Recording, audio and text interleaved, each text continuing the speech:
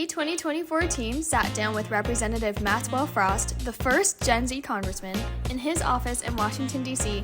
to hear all about his experiences in his first term in Congress.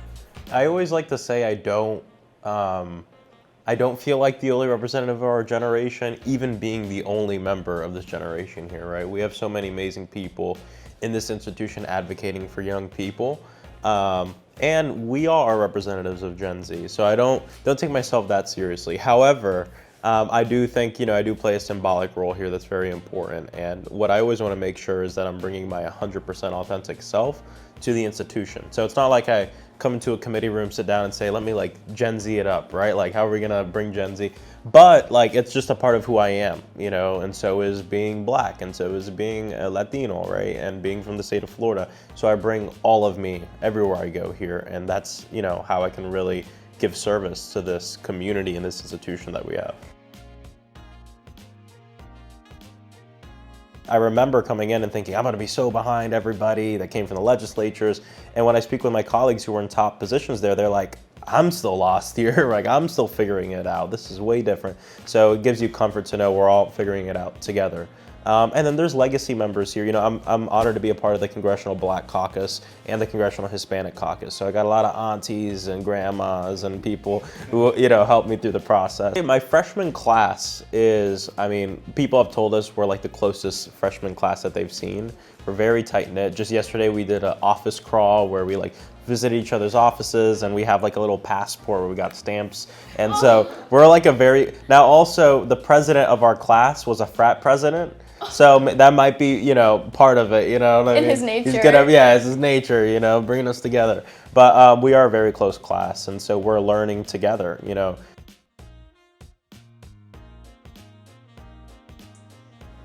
I'm surprised every day, but it's an institution of just people, right? And I think oftentimes, especially when you're not up here, you think about Congress and it's everyone sucks, everyone's a corporate hack, there's a few good people, and it's so out of reach. And there's truth to that, but when you meet, when I got to meet my colleagues and you realize these are just people, for the most part, just trying to kind of figure it out. They have different beliefs. Some people have very dangerous beliefs. Some people don't go as far enough as we'd want them to, but we're really just here working together. When we go vote, we have a card. And you put the card in a slot, and then you put yes, no, or present. That's how we vote.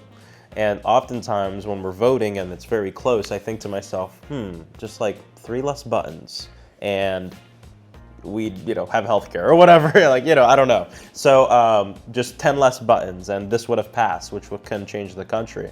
And I love thinking about it that way because it really just is people pushing buttons. And so I say that not to take away anything from the institution, but to really embolden people at home to know, yeah, I can change that, right? I can do something to make a difference in that, and that's how you make a difference in the country. I've been organizing for the past decade of my life. I started organizing when I was 15. And my organizing comes from a place of grace, right? You want to value the humanity and everybody around you. I rember working on Amendment 4 when I used to work for the ACLU, which was the ballot referendum to give people with previous felonies the right to vote. And I remember sitting at a table with a bunch of organizations strategizing, and some of these were people that we disagreed with on every single thing, but we wanted voting rights for people with previous felonies, and we worked together and then we did it. And so that showed me firsthand that sitting down and having those conversations are very important. But the caveat that I think is really important to put out here is there are people in the discussion who champion policies that make it difficult to sit down and have that honest discussion.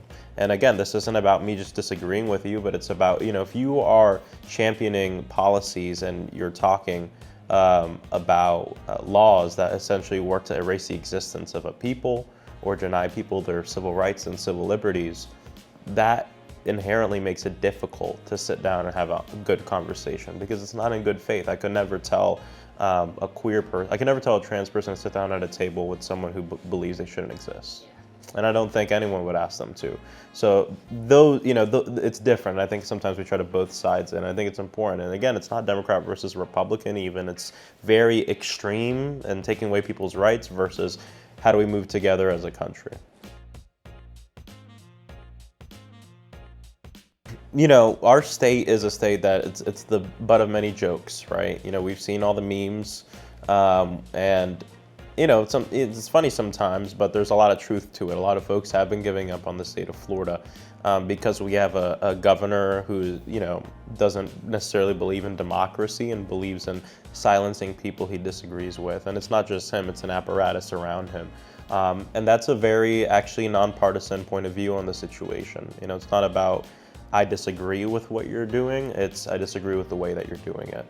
And that, when we're talking about subverting democracy and leading into being an authoritarian leader, is really directly against what this country is about. And so we have a pretty existential fight in the state of Florida right now, from the entire state. But I feel really good about the work that we're doing, and I feel really good about the movements in the state. And I think, we'll continue to elect good people and do what we need to do to pass good ballot initiatives. It's interesting. I feel like the most effective movements really value the humanity of their leaders. And it doesn't mean, oh, we give you a pass. Sometimes valuing the humanity also helps you understand how to push someone in the right way. But it also leads you to build a good relationship. And I think that's really important. I think that's a problem on both sides, that sometimes we lose track of the humanity of our leaders. And again, it's not to be passive about it. It's actually makes your job easier, and I think it makes us more effective in being able to make change. The other thing I'll say is Washington, D.C. is part of this, but local government's so important. The races that are at the bottom of the ballot, it's not because they're lower, it's because they're closer to you, they're closer to home, whether it's city council or school board or et cetera. And there's a real opportunity to make a difference in those races. So I would tell people, get involved as you see fit. You don't have to, be on the front lines of the protest. You can be. I've done that, but you could do something else. And we need good people in all kind of elements of society to make the change that we want.